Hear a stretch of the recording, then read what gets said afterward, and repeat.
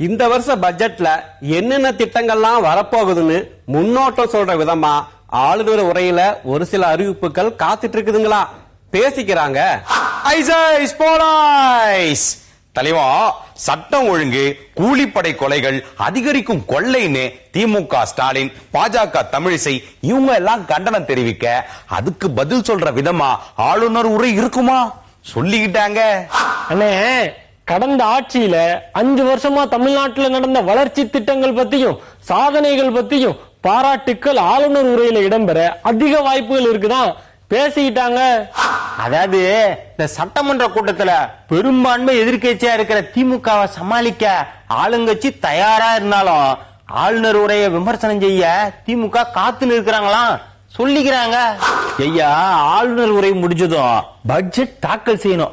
அதுக்கு இடையில விவாதங்கள், கேள்வி நேரம்னு உறுப்பினர்கள் பேச வாய்ப்புகள் இருக்கும். அதுல வாக்குவாதங்களும் அதிகமா இருக்கும்னு பேச்சா சொல்லிக்கிட்டாங்க. ஐயா, மின் மிகை மாநிலம்னு முதல்வர் தேர்தல் பரப்புரையில பேசினாங்க. ஆனா இப்போ ஒரு சில இடத்துல மின்வெட்டு இருக்குதே அப்படின்னு எதிர்கட்சிகள் கேள்வி கேட்க தயாரா இருக்காங்களா. நமக்கு என்னங்க தெரியும், வெளியே பேசிக்கிறாங்க.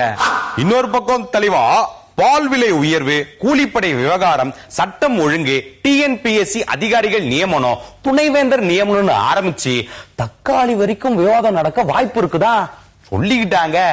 அண்ணே, அரசு பணியாளர் தேர்வாணையத்திலையும் வேலை வாய்ப்பு அலுவலகம் மூலமாகவும் நிரப்ப வேண்டிய பணிகள் லட்சக்கணக்கில் இருக்குதான். இளம் தலைமுறை வாக்காளர்களை குறி வச்சு எதிர்கட்சி தலைவர் அந்த புள்ளி விவரங்களை எடுத்து வச்சிருக்காராம் பேசிக்கிட்டாங்க. முதல்வர் சபையில் இருக்கும்போது பிரச்சனை எழுப்பினா அதுக்கு அவங்களே பதில சொல்லிடுவாங்க. மத்த நேரம் கேள்வியை கேட்டா ஆளுங்கட்சி திணற அடிக்கலாம் அப்படின்னு எம்எல்ஏ கூட்டத்திலே முடிவாயா சொல்லிக்கிட்டாங்க. ஐயா, மத்திய நிதியமைச்சர் அருண்ஜேட்லி தலைமையில கொல்கத்தாவுல நடந்த நிதியமைச்சர்கள் கூட்டத்துல தமிழக நிதியமைச்சர் OPS கலந்துக்கல. அது போல சட்டமன்றத்திலேயே அவரோட பங்கு குறைவாத்தான் இருக்கும்னு பேச்சா நானாவா சொல்லுத பேசிக்கிட்டுதாங்க. ஐயா.